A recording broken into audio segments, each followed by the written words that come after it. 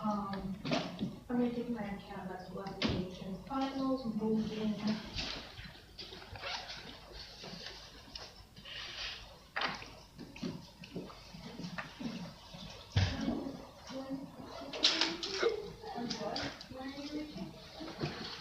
Next Friday. So I really don't like Friday. I mean, 8 to that house, and then we're going to. She's gonna start doing stuff, and now you're gonna go to work. And then Saturday, well, I teach my MCAT. She's gonna start actually moving stuff in. And then when I'm done, I'm gonna come back here and help her. Sunday is packing for my graduation. And then I think I'll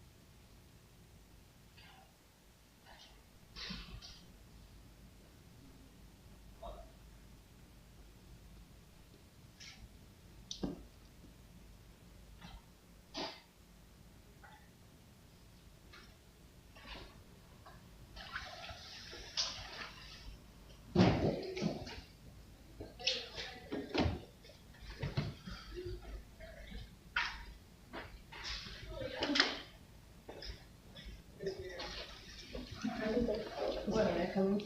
I don't. Oh, she's coming. Oh yeah, tomorrow? Why did you move? Paper? Or one, the one's tomorrow. Facebook paper? Every time I maybe big church, so I saw. Yeah, like. Yeah, there's not. There's multiple questions. So I just saw a final stuff. Thank you. I just saw a final here, so.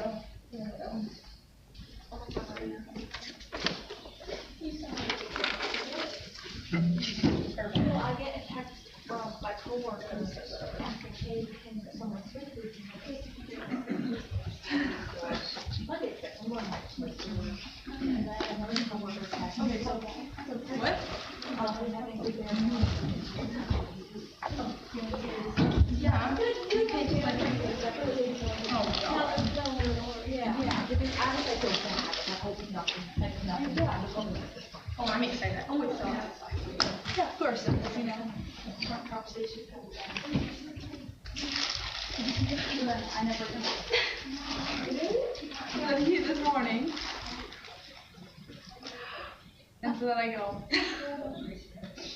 Like on Snapchat for 15 hours. And then you just have to go back and show that. Yep.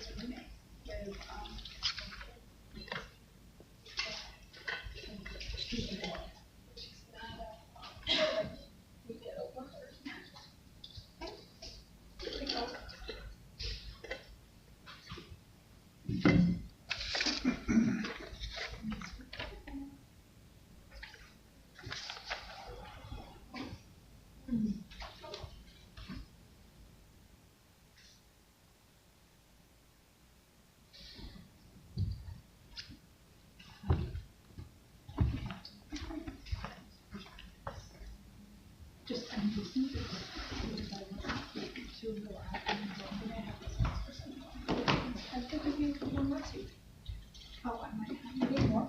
I'm trying to think. I think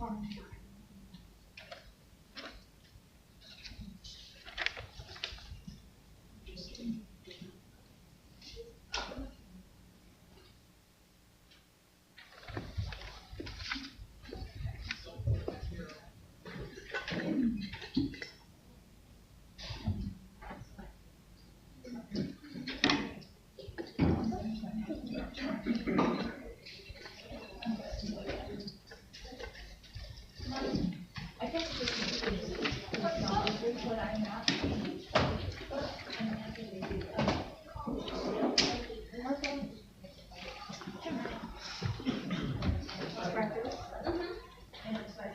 Oh, yeah, I felt that.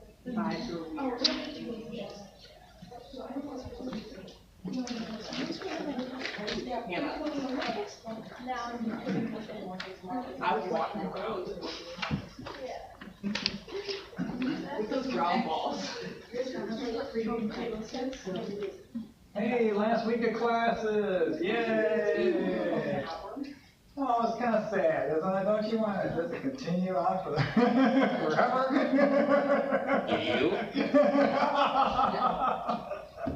Just kidding. No, I hear you. Yeah. I'm getting tired too. All right, so just some reminders for you. Don't forget to upload your chapter notes. So we're working on chapter 16, but upload your notes for chapter 15, please.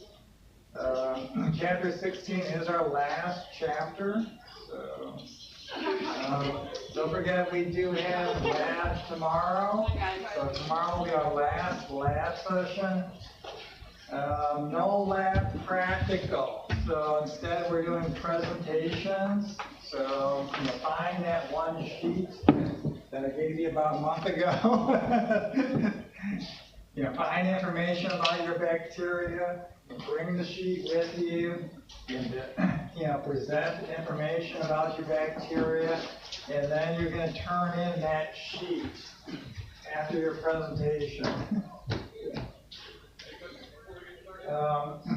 And then our last exam is going to be Monday the 27th. So next week on Monday, we have our last exam over chapters 15 and 16.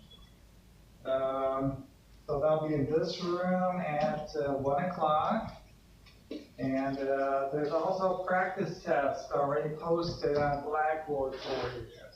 So please take a look at the practice test and help prepare yourself for Monday. And then, I know most of you have already done the course evaluation, but if you have not had a chance to do so, don't forget about the course evaluation. Okay, any questions before we begin? Questions, anybody? Now, you've been through this before, right? Okay, not your first year, right? Okay, so last time we started learning about some of the different interactions that can occur between ourselves and microorganisms, and we left off beginning to learn about some of the different terms related to infectious diseases. So this was actually the last slide that we saw on Friday, where we learned about the term colonization. Okay, so let's see what's coming up next here. Okay, four red colored terms for you. Let's begin with the one at the very top, pathogenicity. Pathogenicity. So what's a pathogen?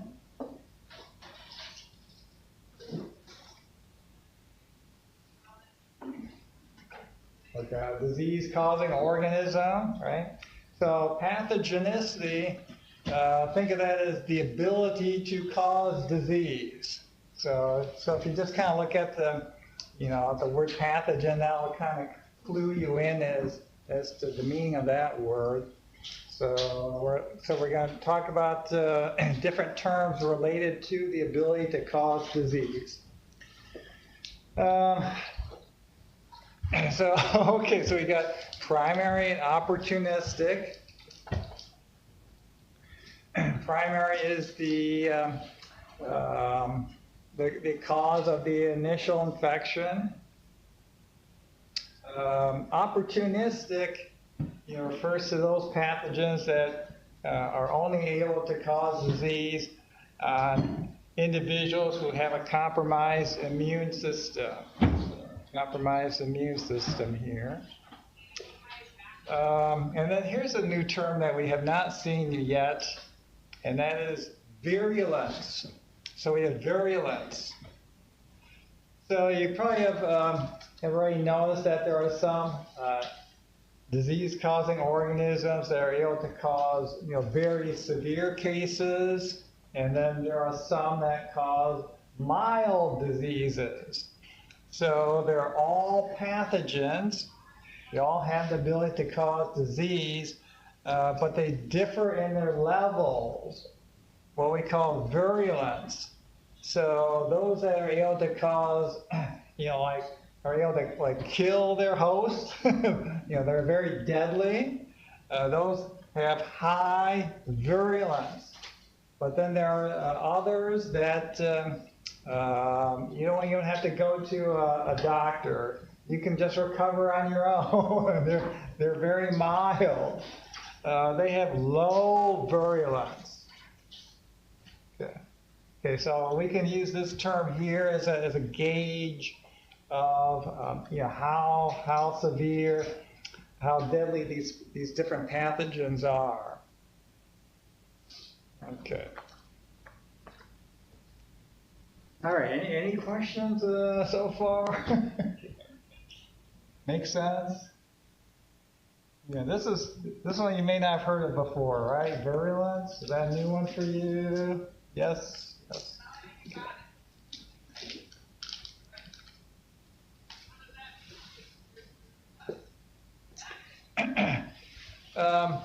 Up on top, you probably have heard of, like terms like infectious. Here are some, think of these as like synonyms.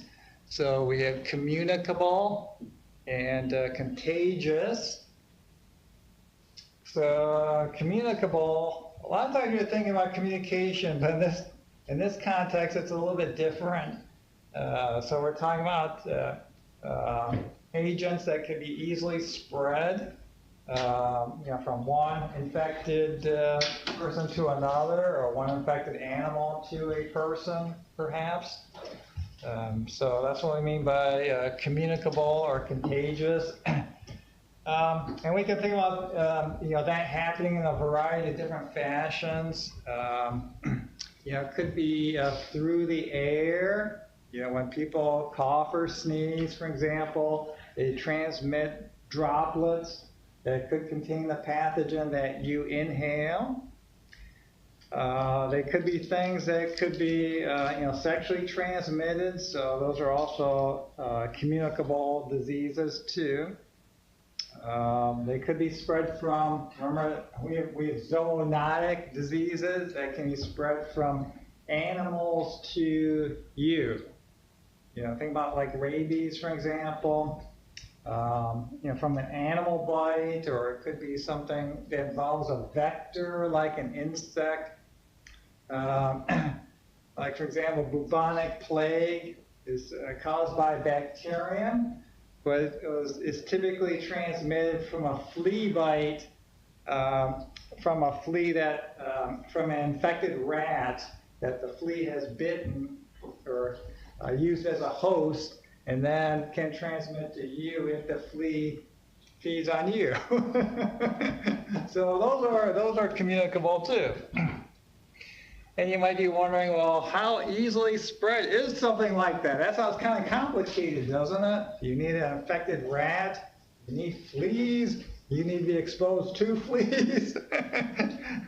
Well, remember the bubonic plague wiped out about a quarter of the European population at one time. So it wasn't very rare. It was widespread. All right, here's something new that you probably have not have thought of before. But in order to cause disease, there needs to be a certain number of pathogens present. And that number is what we call the infectious dose. And that number can vary from one disease to another. And we do have some examples on the slide for you. For example, there's a bacterium called Shigella that makes a toxin, and you need to be infected by about 10 to 100 of those cells in order to come down with the signs or symptoms of that disease. But on the other hand, look at Salmonella, which is another kind of bacterium. This one, you need to be exposed or ingest this number here. Anyone know what this number is? 10 to the 6th power is 1,000,000, right? You need to ingest 1,000,000 of those in order to come down with an illness. So in other words, the infectious dose is between 10 and 100 for Shigella, but the infectious dose is 1,000,000 for Salmonella. And the slide indicates to us, why do we see these kind of differences in the numbers there? And it's partially reflects the ability of these bacteria to survive in our stomachs and in our intestines, which are very acidic and also very basic too. So to some extent, that's a good. It's good that we don't. Just one bacteria is not enough to kill you, right? Because that would be a very different world if that were the case. So what that does mean is that when we try and control these organisms, whether it's Salmonella or Shigella, we just need to reduce.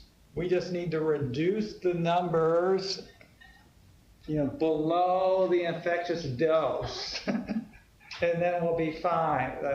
Someone with a normal immune system will be fine. So if you think about contracting Salmonella from raw chicken or undercooked chicken, thankfully, you just need to get that number down below 1,000,000 and you won't become sick. So you don't have to, totally burn the chicken every time in order to make it safe. All right, well, you already know that every person's different, right? Everyone has, even though we all have, the same kind of immune system, some of us are going to be more prone to diseases than others. So we have another concept here, which is the ID50. So the ID is for infectious dose. So ID is for infectious dose. So infectious dose 50. The 50 refers to half of the population that would become ill from that number of pathogens. Again, because of the idea being that if we expose everyone in this room, let's say we expose everyone in the room with 1,000,000 Salmonella. If that was the ID50, that means half of you would get sick, but half would not. So just because there's genetic variation, within this room and within the population itself, but some of us, would be able to fight off that pathogen better than, more successfully than others. Okay, so that's the ID50 number there.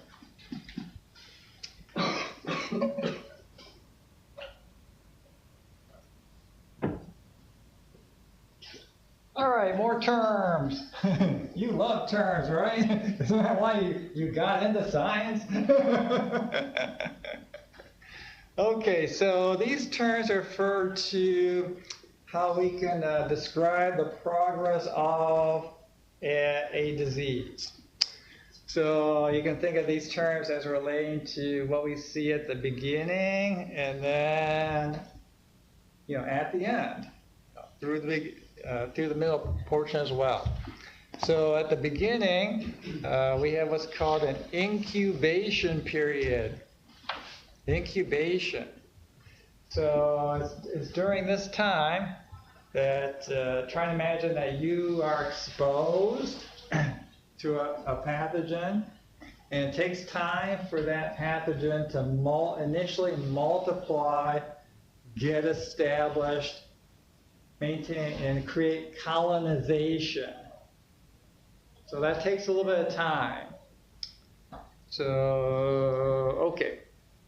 So it's during that time that you're not sick, but the pathogen is increasing in numbers. But then you enter this state of illness. But initially you may not feel the full-blown impacts of that disease. You'll have this kind of like this precursor stage to disease, and it's called the prodromal phase. Prodromal. So that's like at the very beginning of illness, after the incubation phase. So in other words, you don't have that full onset of fever. You're not completely wiped out from fatigue. You still have your healthy appetite, but you just feel like you're not quite right. And you feel like maybe I might be on the verge of coming down with an illness. You are. You're in prodromal phase. Get ready for it. Okay, and then we see the full onset of the signs and symptoms of the disease after that.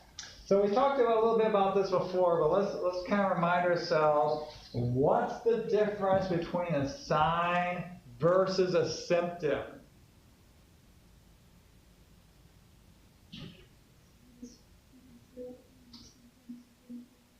Right, so signs are things that are measurable and visible, things that you can quantify. So let's think of some examples of a sign.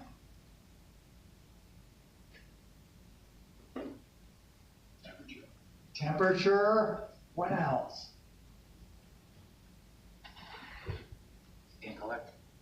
Yeah, you're turning red. What else? You're turning blue. What else?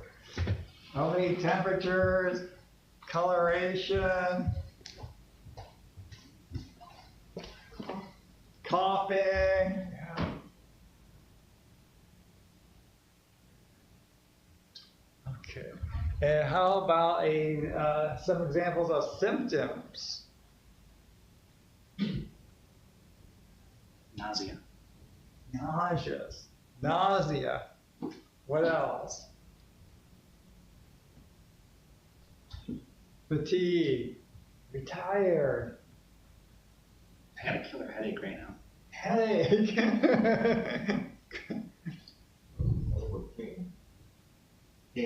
Pain. Right. Yeah. Okay. So those are all good examples of symptoms, right? Okay. So symptoms are things that I can't really tell just by looking at you, but you feel them, right? Okay. So that's what's occurring during illness. They can vary depending upon the disease.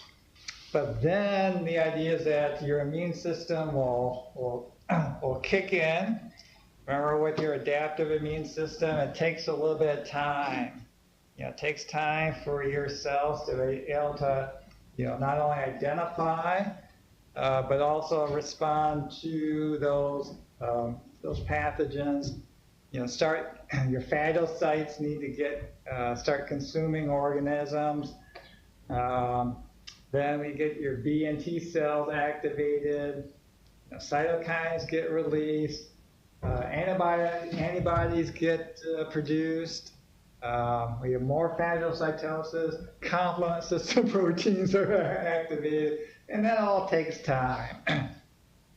But nevertheless, you survive, and then you start to recover.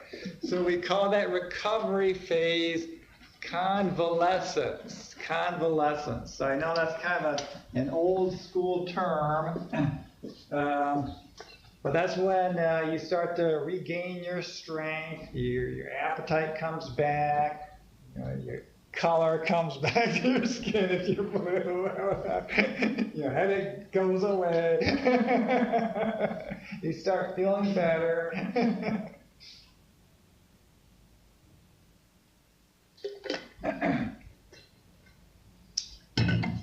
And you, at this point, now you got some memory cells. So that the next time that you are exposed to that same pathogen, you'll be able to respond more quickly to shorten or prevent the illness from happening. All right, we have some more terms here. Some of these we've seen before, but this time we can actually see the colored bars here that kind of give us a visualization. So acute refers to short-term illness. So again, if the length of these bars represents time, then the idea is that this dark blue bar there would be relatively short, compared to the others. It does not mean that signs and symptoms are not there. They could be rather intense. It's just the idea is that maybe they're shorter in duration compared to other conditions. Okay, let's look at chronic. How does that differ from what we see with acute? How does chronic differ from acute?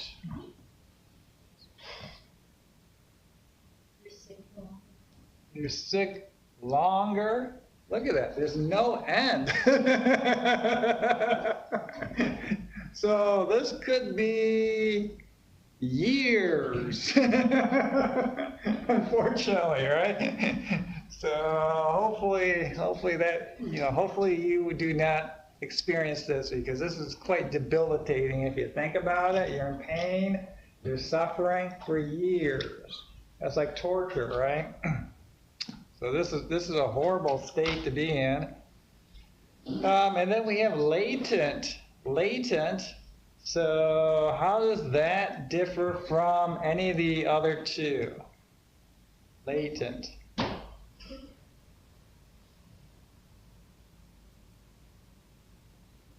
What happens right here? Anyone? Symptoms are suppressed. That's right. Think of the latency as like a dormant condition, where you don't see signs or symptoms. And we learned about, why that is with viruses. Remember that they go through those two cycles. Anyone remember the names of the two cycles that viruses can go through? One's where they're active infection, the other one where they're dormant. Anyone remember the two terms?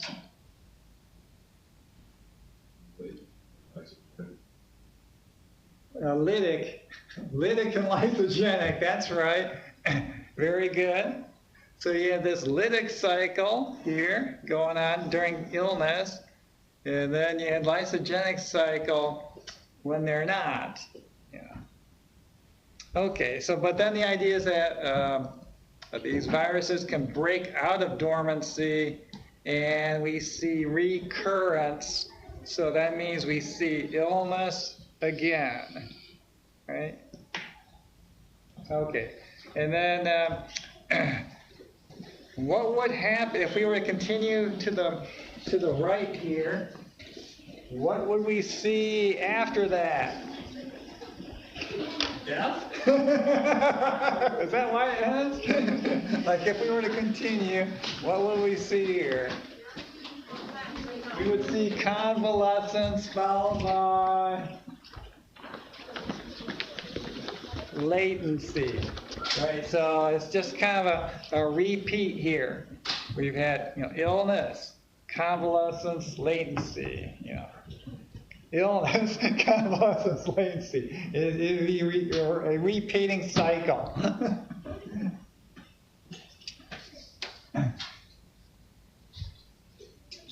All right, any questions about this stuff here?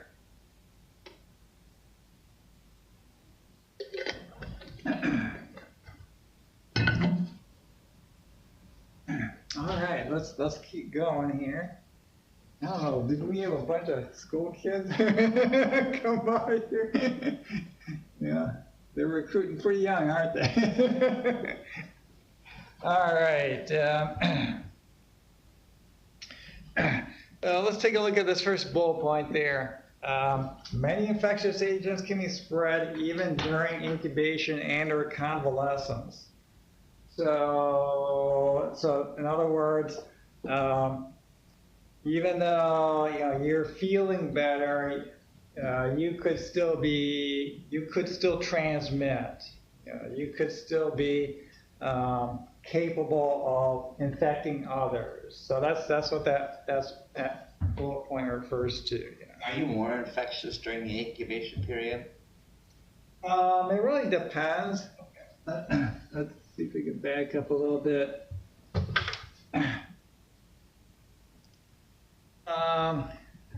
Yeah, it really does depend. Yeah. Because I was thinking with COVID, I think you were actually the most infective right before. Yeah, for 72 hours, right? Right. Yeah.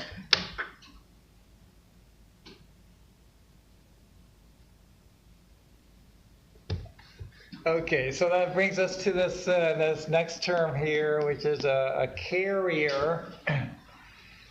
So someone that may appear or may actually feel relatively normal, but they could be infectious. They're capable of spreading that unknowingly, or maybe even knowingly capable of spreading that disease.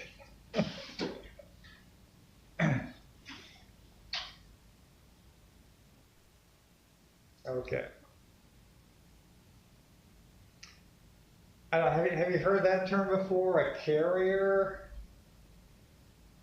Maybe even genetics, you learn about a carrier as well, but that's a little bit different there, where they have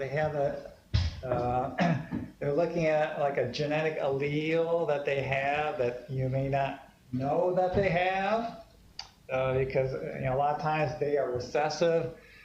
Similar kind of concept, but this time, rather than having a particular allele, we're talking about them having a pathogen and being able to transmit it. Yeah.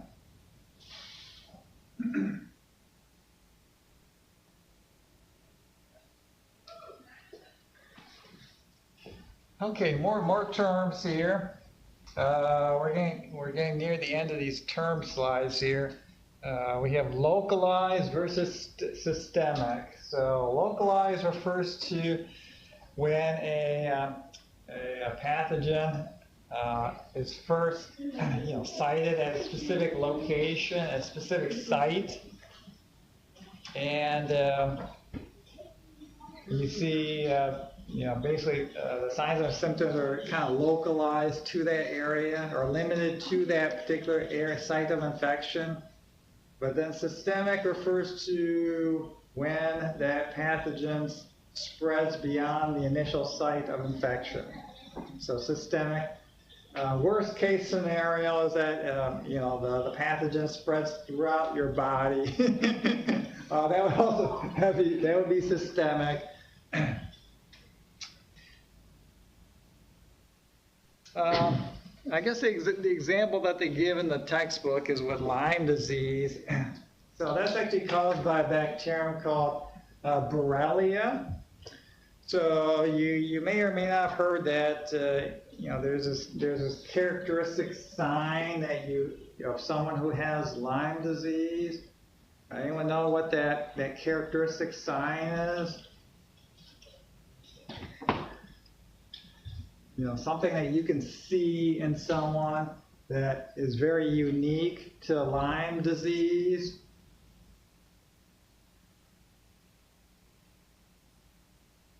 Anyone?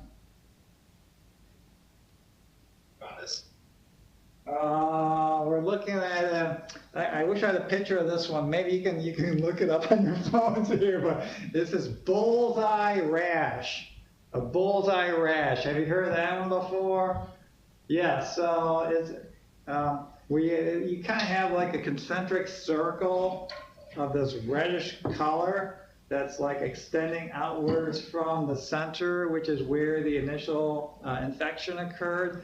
As that bacterium is moving away from that initial site of of infection. So in other words, Lyme disease is spread by, anyone remember, ticks. So if the tick bit you in one place, then the idea is that the pathogen is spreading outward. You'll get this reddish colored rash around that site, and it kind of gives you what they call bullseye. I don't know where that term came from. Is that from target practice? Where they have like a bullseye?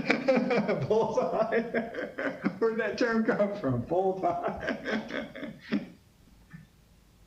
All right. All right, some more terms. Here we go. What do we mean by suffix?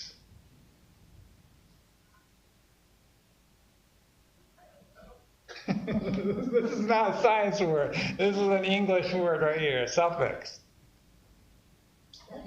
At the end of the word, as opposed to prefix, at the beginning, suffix. So if the word ends in emia, see, emia, that means whatever's in front of that word is now in the blood. So it could be bacteria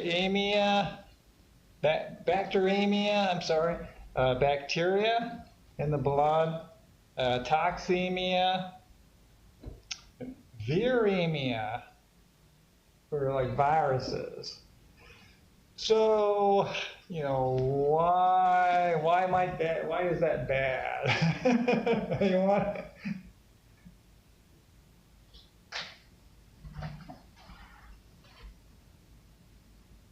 Why is that a negative thing?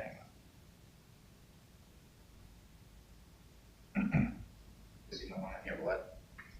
Because if it enters your blood, then what can happen? Then it spreads, right? It spreads, and then it's not localized anymore. Now it is systemic. Yeah. Now you got pathogens all throughout your body. Yeah. So that's not a good thing. Let's see here. I should have put this one in red here. Sepsis. Can you add that to your notes? Sepsis. Okay. Systemic inflammation. So remember, inflammation.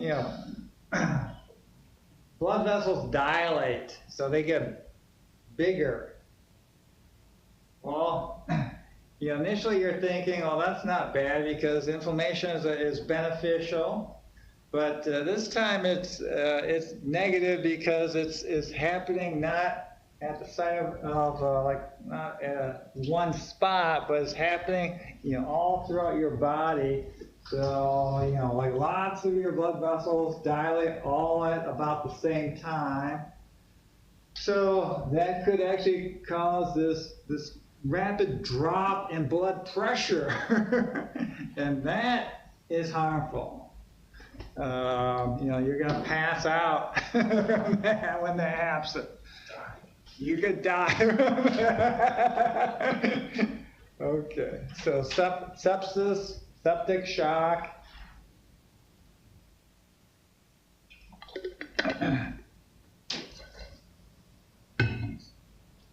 All right, any questions about these terms here?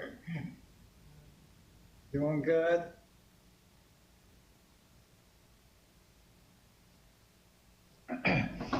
All right, so one of the first slides I think we started with with this chapter was about Robert Koch. He came up, helped to formulate that germ theory of disease. Like diseases are caused by, can be caused by microorganisms. So, like, how did he know that? how do we know that?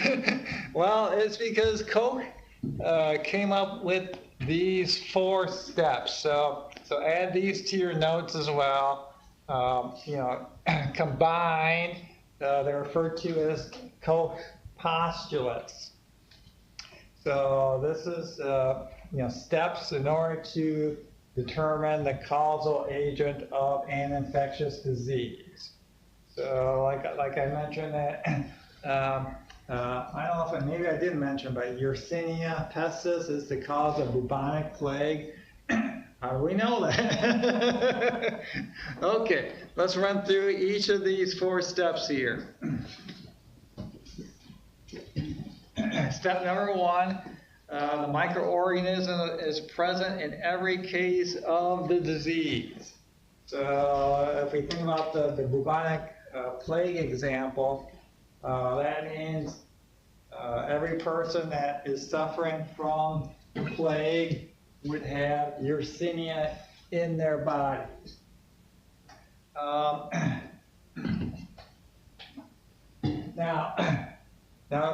So the idea here is that you're trying to build a case of causation versus correlation. So what's the difference between causation and correlation?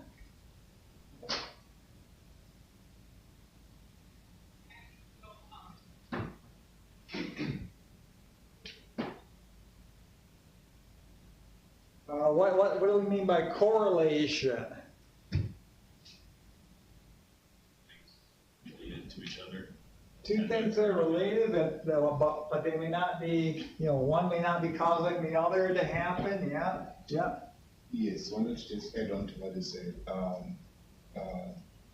But I'm not so sure if they are related to each other. I don't know, but we may sometimes think that, okay, this is causing this to happen when it's not actually causing it to happen, when it's just a trend, Right, that's a good point. Well, see, they don't have to be related either. It could be a coincidence. Okay, so in other words, if we think about our plague example, let's say half of the people who have plague have Yersinia, but the other half don't. Okay. So, what does that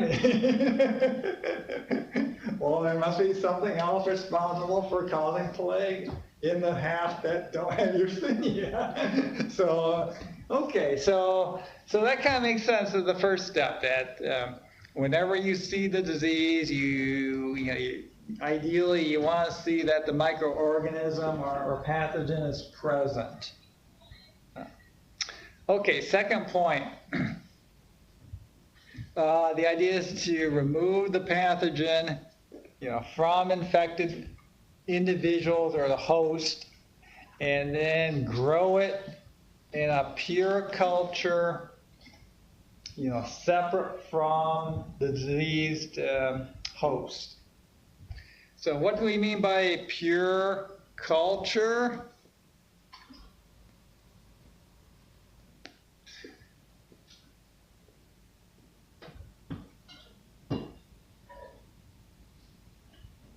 Anyone remember pure culture?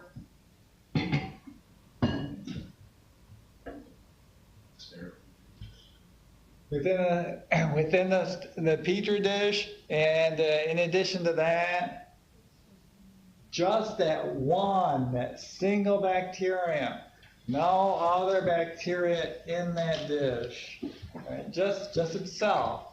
So yes, we're growing it in the petri dish, so that's our culture, but then it's separate from everything else. That's what we mean by pure. Okay, so that's the second step. Third step, the idea is to take that bacterium, that pure culture, inject it into a susceptible mouse or animal or host, and then you should see the same disease again. So the same disease can be produced when the pure culture is introduced into a susceptible host. Okay, so if we're talking about plague, if you take Yersinia, and only Yersinia, inject that into a susceptible host, you're expecting to see plague here. Are we done? No, we got one more step here. Here's our fourth step. Organisms must be recovered from experimentally infected hosts. So in other words, you take this mouse here, or host, and you remove the bacteria from it, grow it in pure culture again, and then the idea is that you identify Yersinia in that diseased animal. So you create you have to do all those biochemical tests and stains, just like what we did here, from the bacteria that you removed from the diseased animal. All right, any questions about Koch's his 4 steps, his 4 postulates here?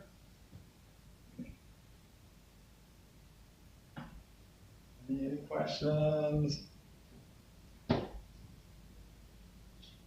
Okay. Well, let's think about a more recent example. This is what I gave you the example of bacteria, but you can also apply similar concepts with viral diseases, viruses. Think about about a recent one called COVID, COVID-19. How old were you then? 2019. How old were you? Like this big? Some of you are probably big, right? So COVID-19, that's a relatively new disease, right? Like what's causing this outbreak? What's causing all these people to get infected and die?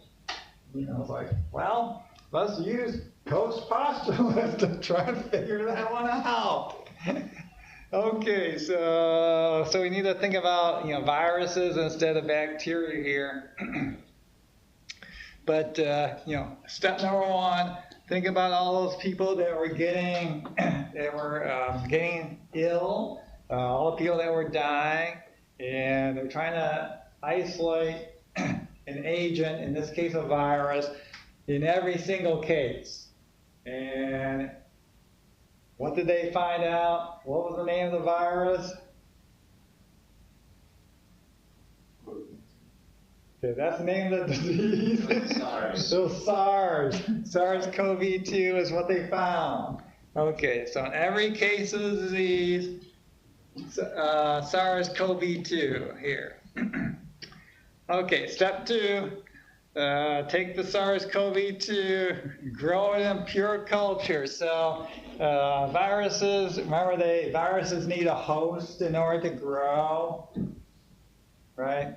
So you can use what they call cell cultures. Just isolate cells and grow up the viruses that way, and isolate from other kind of viruses that are present.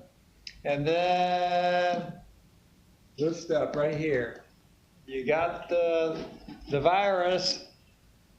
What do you need?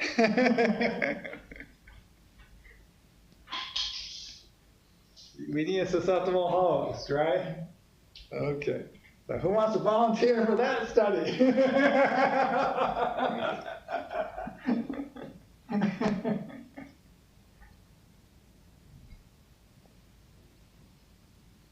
Okay, how do you think they did this step here?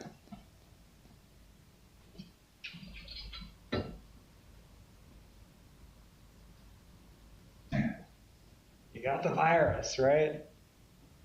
We need to do this test right here in order to demonstrate that, SARS-CoV-2 is responsible for COVID-19.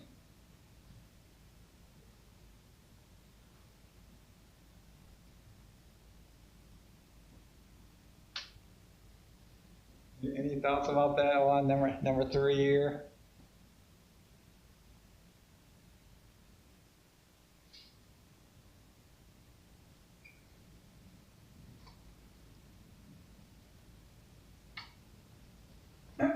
Well, yeah, in those kind of cases, it's you're trying to see if maybe there's maybe an animal that could kind of be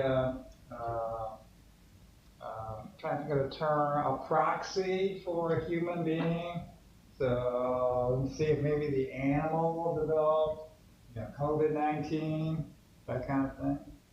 The other is that you actually do have like accidental infections occur. So you have cases not where you like intentionally inject someone with the virus, but where you know that they have been exposed to that virus, and then you can kind of document the outcomes there. Okay, and then the idea is, when you do have individuals with the disease, you can then re-isolate the virus. Okay, any questions about this one here, about the steps here? So even though Koch developed this, way back when, I think it was in the 1800s, I think, we still use these steps even today. All right, looks like a good place to end, right? All right, everyone, don't forget, come to lab tomorrow. We do have lab tomorrow. Bring your sheet about your bacteria for tomorrow. We'll do presentation. Have a good day, everyone.